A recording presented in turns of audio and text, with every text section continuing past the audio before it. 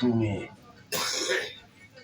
গফুর চাচা মানে আব্বা, তারপর তার সাগরের লিটন মিটন যারা আছে সবাই লইয়া তোমরা আমারে দৌড়াইতেছো, তারপরে আমার মাটিতে ফালাই দিছ, তারপরে চাপাতি দিয়া তোমরা সমানে আমারে খালি কোপাইতেছো কোপাইতেছো কোপাইতেছো। এই স্বপ্নটা আমার মাথার ভিতরে ঢুকে গেছে এবং আমার বিশ্বাস করায় ফেলাইছে যে এটাই। কিন্তু পরে যখন দেখতেছি যে তোমার বিয়ে আর এক জায়গায় হয়ে যেতেছে, আমি আবার ওইটা কোনোভাবেই নিতে পারতেছিলাম না।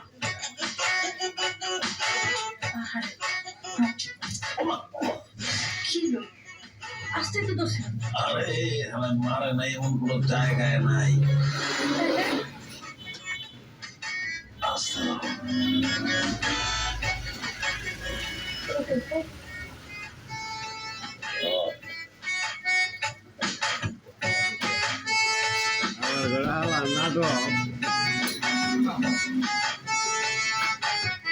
এটা তো সুন্দরী ব্যক্তি করে